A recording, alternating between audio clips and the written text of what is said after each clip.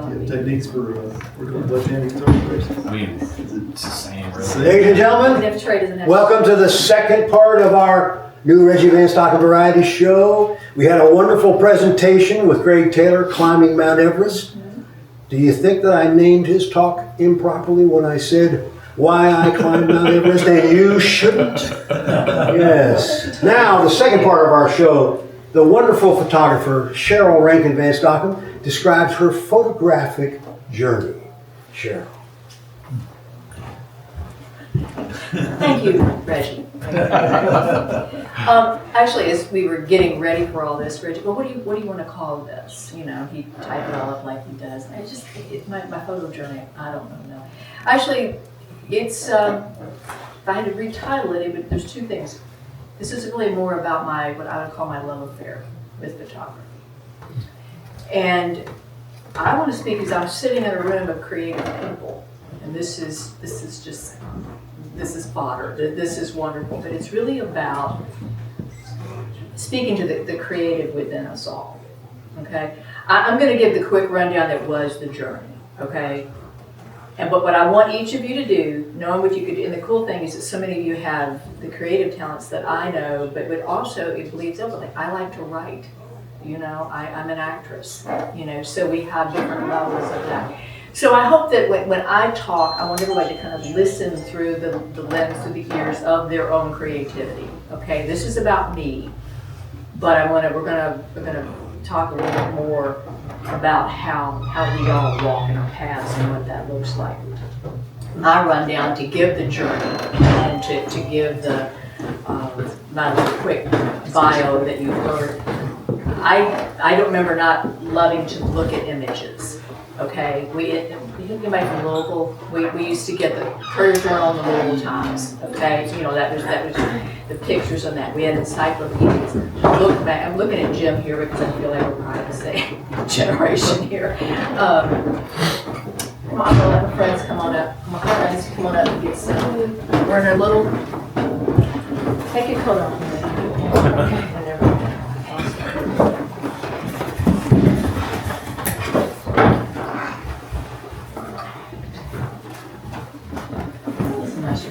Would you like to put the background? I want you to be comfortable. Okay, Reggie just gave me a big introduction. It was so fun. Okay, and I said, thank you, Reggie. I'm going to talk tonight. I want now that those that have come in. This is so cool because I know everybody here. I want you to put your creative lens, your creative vision on this. Okay, Mary and I have had this discussion.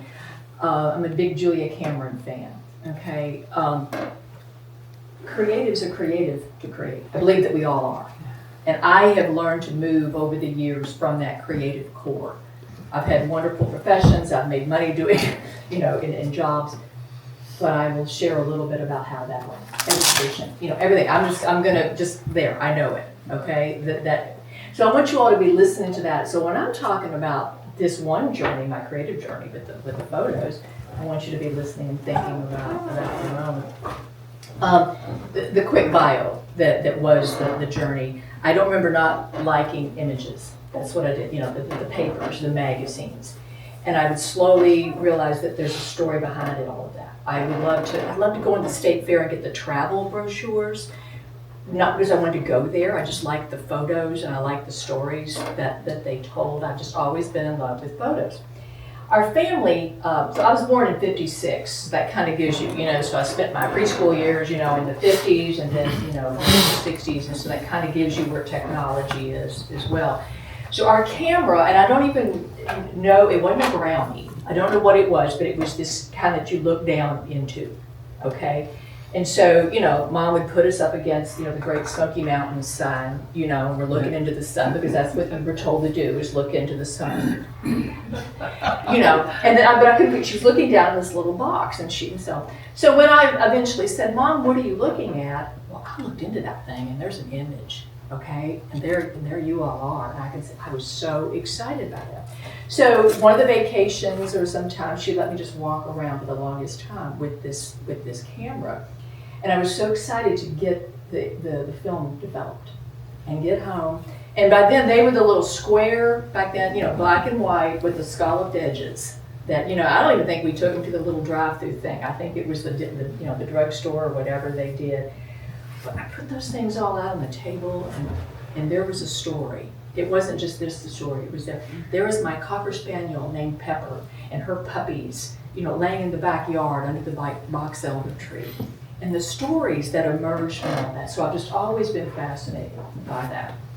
We went onto the bigger camera. Remember the square kind of the little cube and all of that. You had the cartridge that went in it, But so as I grew up, so did the cameras. I got my first. I remember everybody started taking photography classes in high school. I didn't have a camera. We didn't have the money for that. I didn't have anything, so I just got to touch their cameras and look through them. I took courses in learning all of the f-stops and the shutter speeds and all of that without a camera. Finally, a good friend of mine who was a teacher, and she was in charge of the yearbook. And so one weekend she said, take my camera for the weekend. Just take it. This time I'm working as a nurse, worked in intensive care. And I went out for the weekend and just took photos. And I went to probably by then we did it a little drive-through places, And I think I had 48 images and double. And I went in, I'll never forget bouncing in and going, look at all the photos that I took over the weekend. Do you want any? And these were my friends, and they go, yeah, we'll take this one of the haystack. That's just great, Cheryl. But I was so excited that images, things that I saw, were now on paper and that I could share with people. So I was able to then get my own. I got a Canon AE1. That was my first film camera. I became the family photographer. I was able to do that.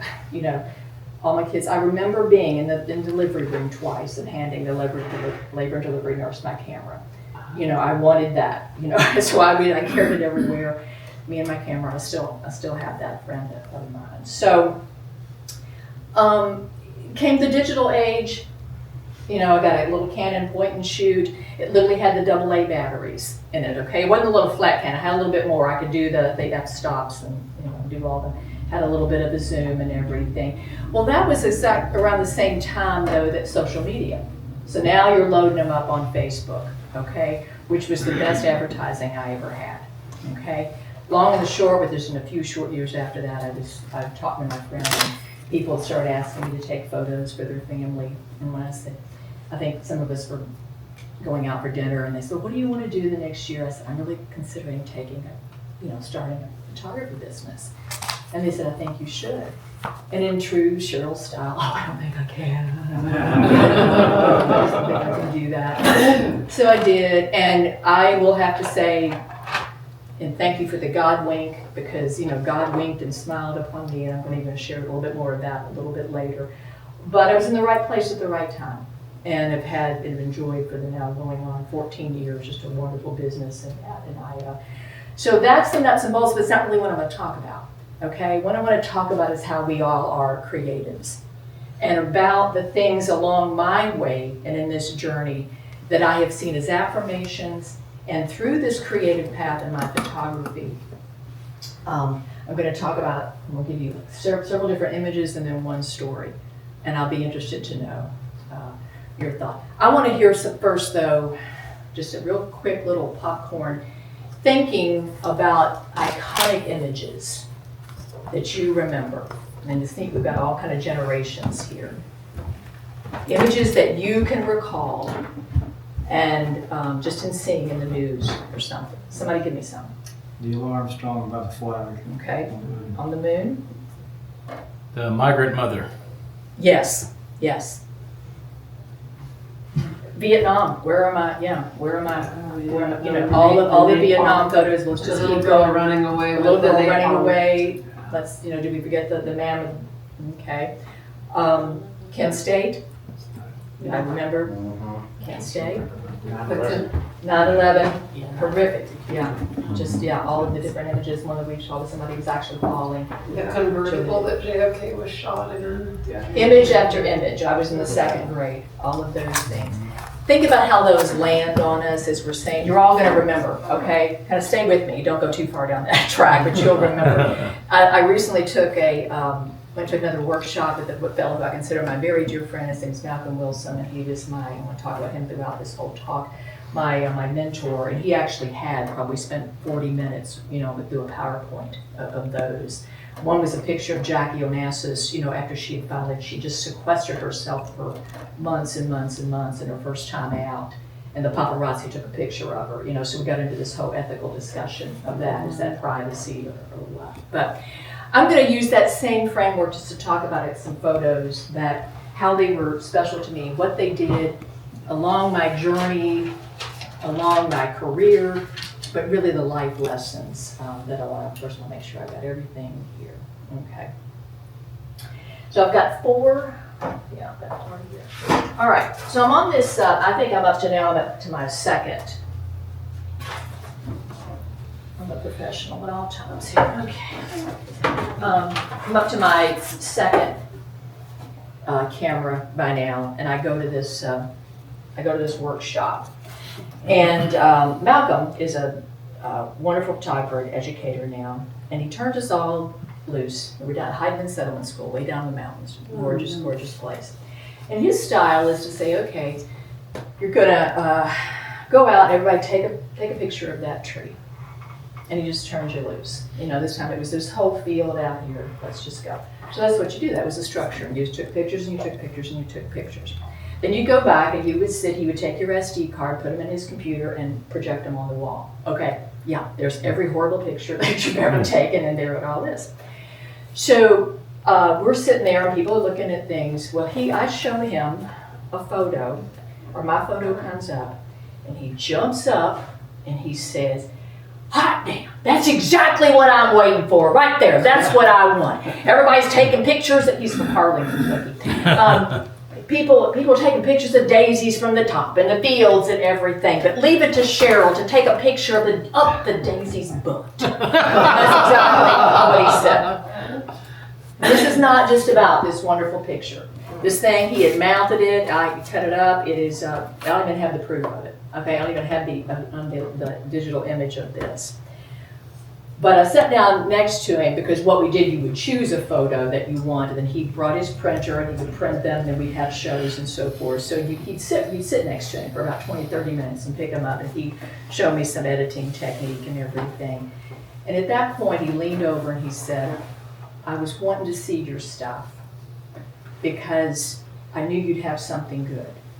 Cheryl, you need to know you're a photographer. Mm-hmm. You're no longer someone who just takes photos, you're a photographer. Mm. Now, translate that. You're no longer someone who plays the piano. You're a pianist. You're a drummer, okay? Take all of those. You're an artist. You're no longer someone who does these things. This is what you are.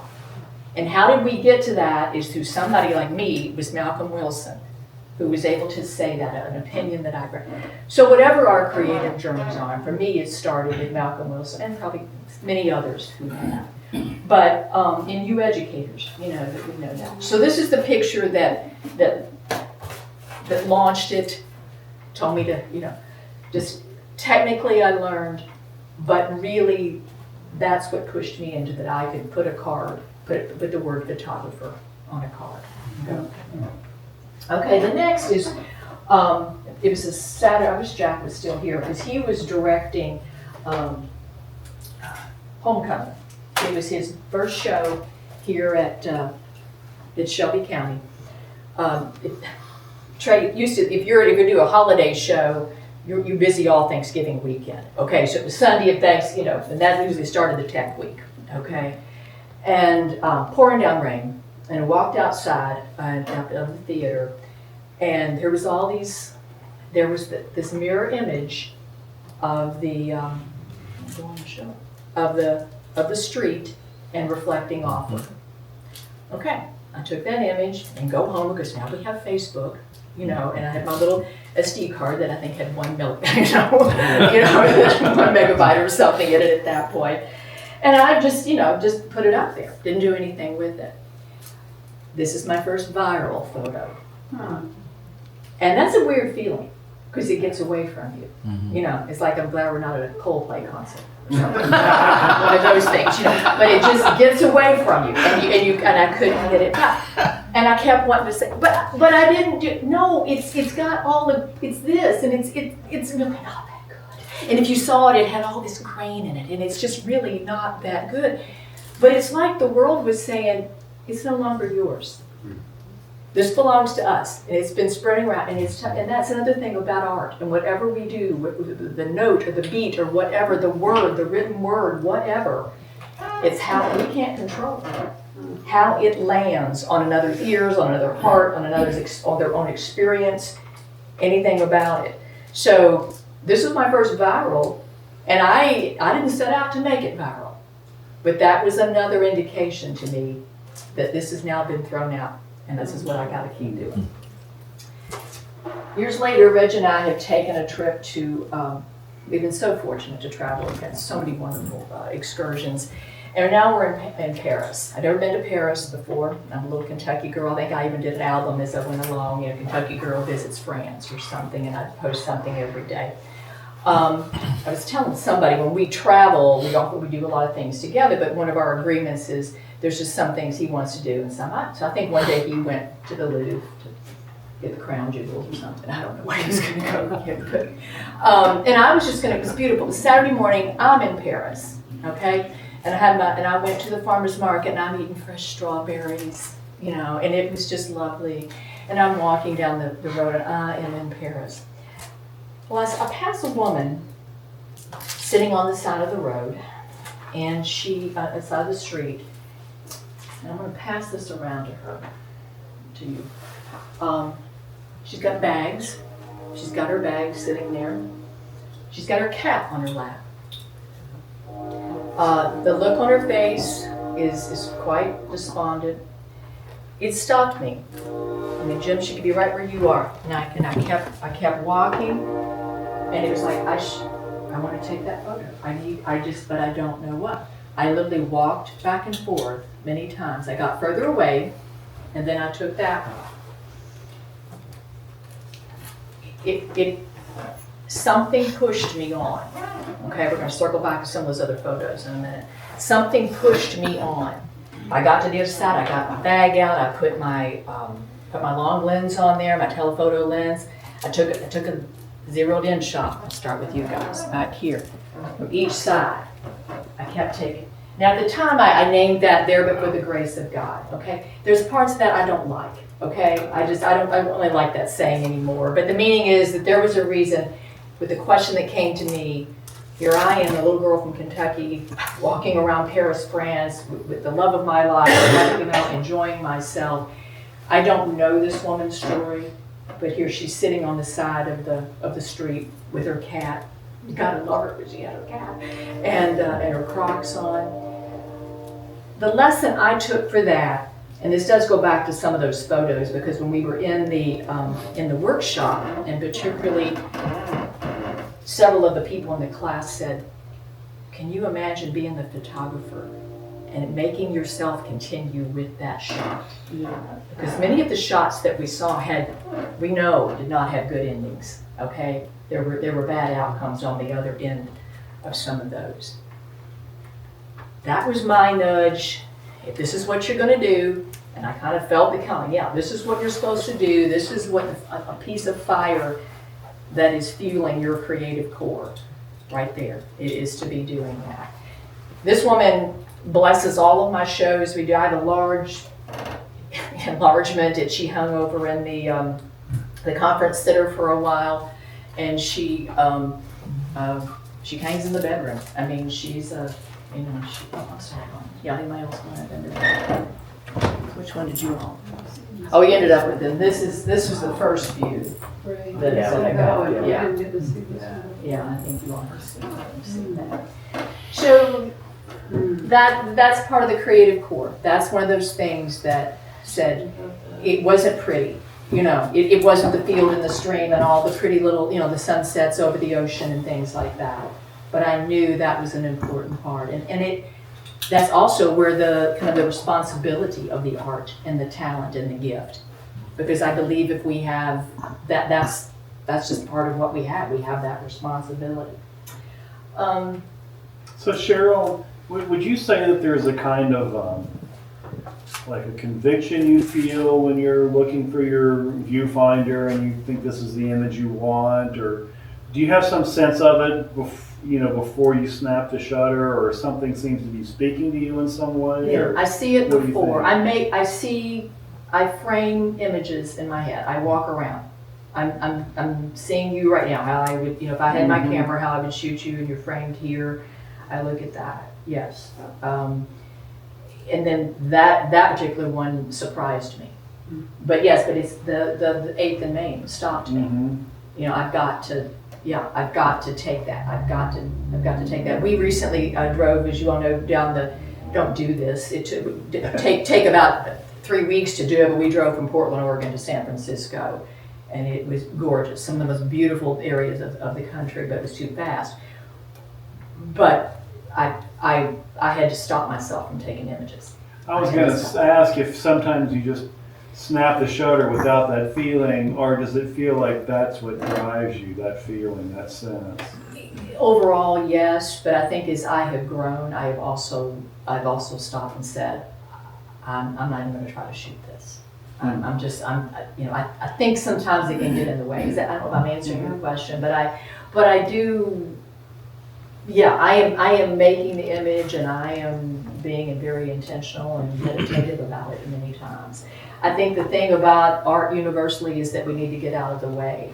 I know those of us that have done stage work, that's exactly, you're supposed to get out of the way and let it, when I've spoken and preached. But it sounds like even as a kid, you had this kind of aesthetic connection to the medium itself. There was something about holding the camera. There was something about seeing the image on the viewfinder. There was something about that seemed to be saying something. It wasn't just that, it's cool, look what can be done. Right, not so much even just like, what you were this is looking what at, but there was something about it Mm-hmm. that seemed like it was speaking to you in some way. Yeah, So does it feel like that's always been true? Yes, for you in it's just photography? that's kind of why and then to this latter part of the creativity and I don't even go on to call it a talent. I just call it a gift. The gift coming through us that I believe. I just believe that's what I'm here. You've heard me say my tagline: I'm put on the earth to talk and take photos. I think that.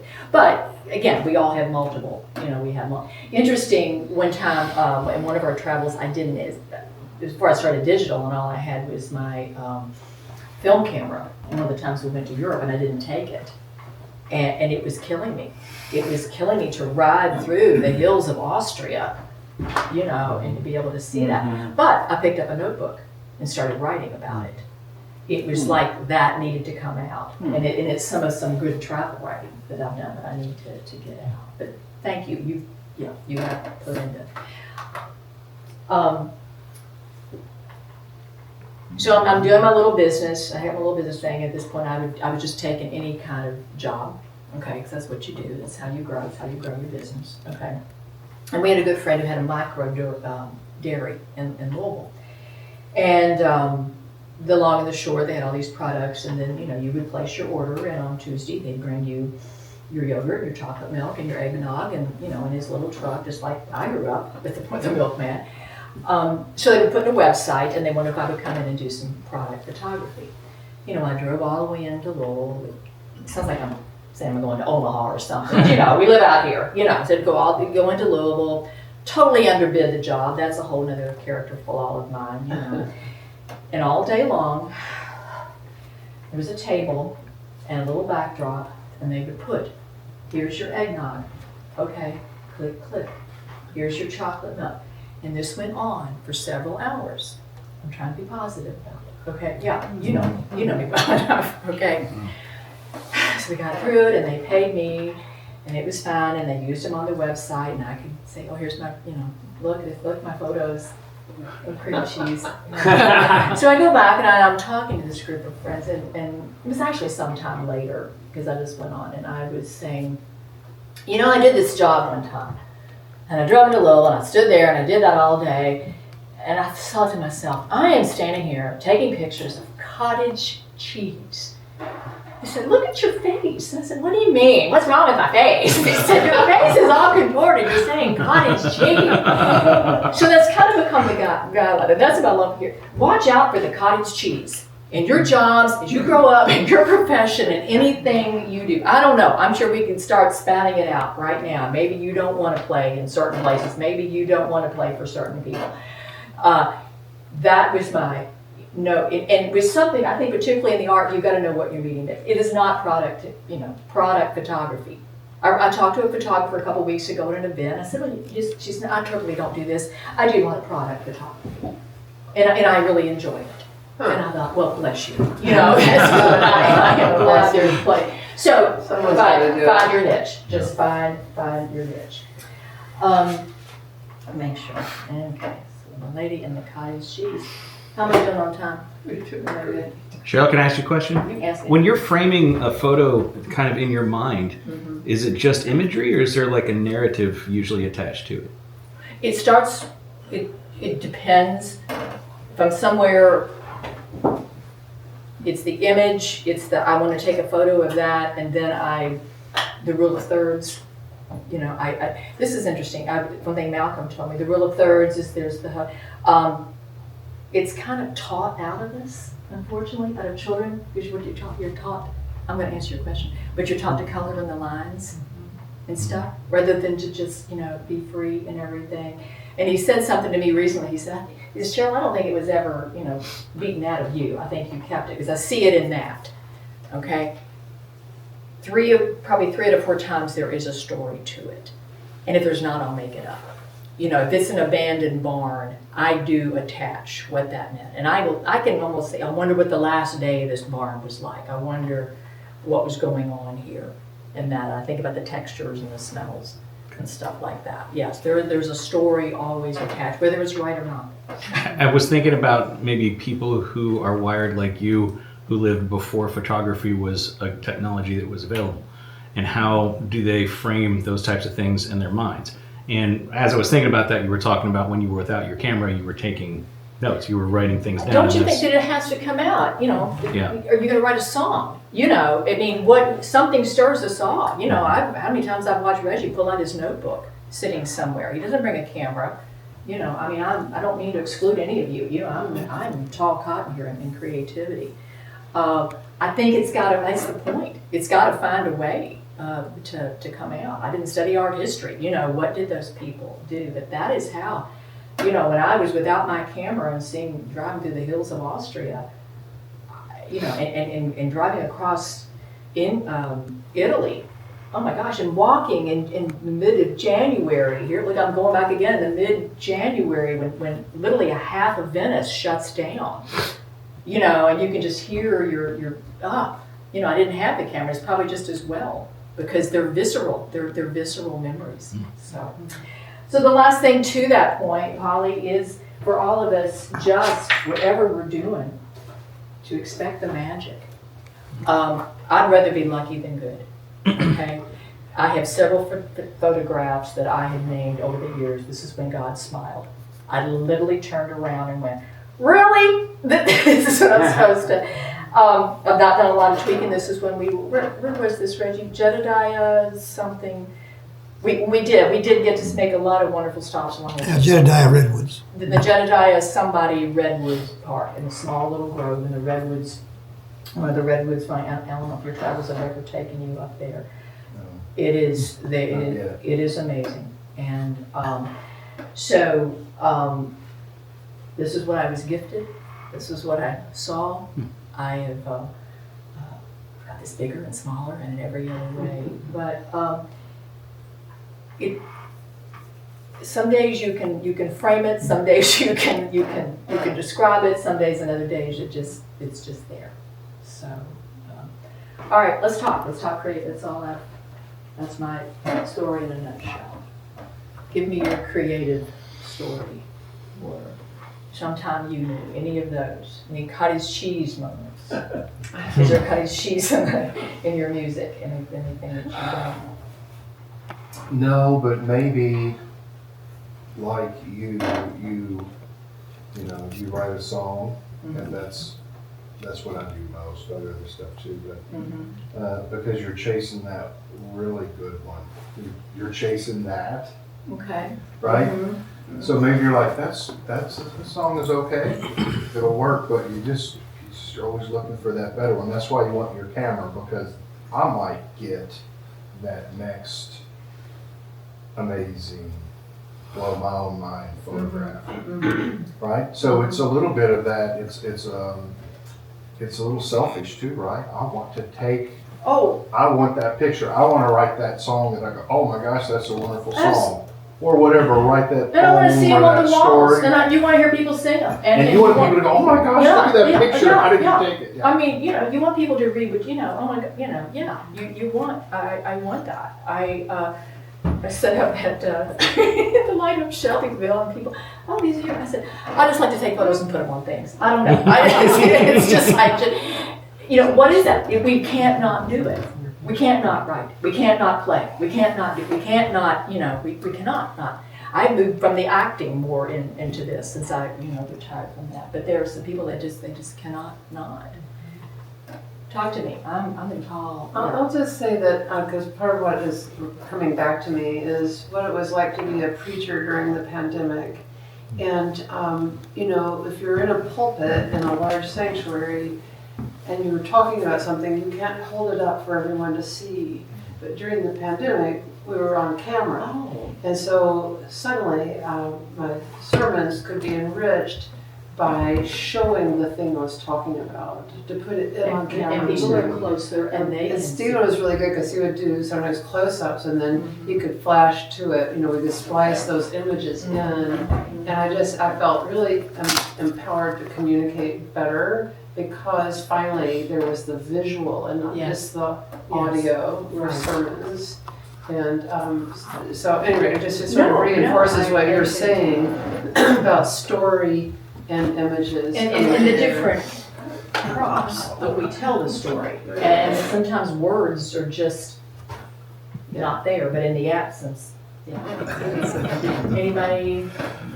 Well, your cottage tea story made me think of, as a live musician, when I was in Chicago, I got hired, and I was in pretty bad financial straits, and I got hired to fill in as an intern guitar player for a guy named Keith Semple, of relative notoriety, and was part of a very big cover band up there called Seventh Heaven. And he was going out on his own, had his own band, and their guitar player was leaving. And he was like, I've heard of you, we want to hire you. There was no audition, there was just, here's all the stuff, here's 88 songs you got to learn in 2 weeks, and all these backing tracks and stuff that I wasn't really used to playing with, I was used to live bands just being very organic, you just get up there and you roll with it. It's like playing with Reggie, you're just, who knows what's going to happen, and fairly fantastic. Yeah, I know that you all live with it. Yeah. So playing the backing tracks, everything is very well scripted, they have these medleys where they would have 20 songs over 20 minutes all smushed together, and you have to know where the cuts are, and you're wearing earpieces, and in your ear you're hearing the recorded voice of the lead singer, counting you into the next track and where it's going. And it was the most miserable experience of my entire life. And it objectively should have been great, because it was great crowds, the money was incredible, I was playing these amazing shows, and it's like everything you think of. And this stupid earpiece and all this equipment on me and everything going to a click track just sucked all the fun out of it. The fun and the creativity. And I realized that's really what I liked about playing live. I like crowd energy, I do, but it was the chemistry on stage. And all of a sudden that chemistry was mechanical. It was computerized, and I was like, this is not for me. I just and as much as it was a great gig, I was pretty relieved, when they found their full-time replacement. So I can relate to that, because objectively it should have been great. Anybody would be like, are you kidding? That's an awesome gig. How could you not like that? And I was like, because it just doesn't feel right. And then are there people though that would love that? Because you Absolutely. got to do Of what? course. Yeah. You're kidding. I would have loved that. Yeah. Yeah. And so that's what I find amazing. Yeah. And it's like, no, it was like, just put a It's needle just in my stress. eye. Yeah. So, and I think it's as important, in the hope to know what lights us up, what doesn't. And to honor that. And I think that's different than just saying, I don't think there's any lazy people in this room, just saying, oh, I just don't want to do that. But when it comes at a visceral level that that is just not feeding you or anything. So. How often do you take that picture that you think is amazing and it falls flat, nobody pays attention to it? And how do you handle that? Like you think, I've got it, wait till they see this Yeah. picture, and nobody is like, it's all right. I can't give you mathematics, there's been more than enough times, and that's Yeah. when I realized that it, that's because of what I was putting into it. That they were not seeing all of that stuff. And it's interesting sometimes the pictures that I do take and people, oh, they're wonderful, and I'm like, okay, Yeah, the pictures You know, that you think are kind of stinky, but yeah, people or get they're react. like nothing. It's a, it's a tree, but no, it's, and I think it's because I do put so much of myself into that and the story that's attached. This was pretty. The magic it almost feels sacrilege saying, oh, it's so pretty and all that. I mean, this was. We were on holy ground. I mean, this was one of the most magnificent places. It was quiet, just the majesty. And it's like, that's what I want you all to really, to really experience. So that's the frustration there. It's like, gosh, I thought that was so good, but no, it was because it meant something to me, and it didn't land with anybody else, because everybody sees it through their own. You might have had somebody that loved your cottage cheese pictures. And they went on and sold them. So, all right, thank you all. I think the musicians. Thank you, Cheryl.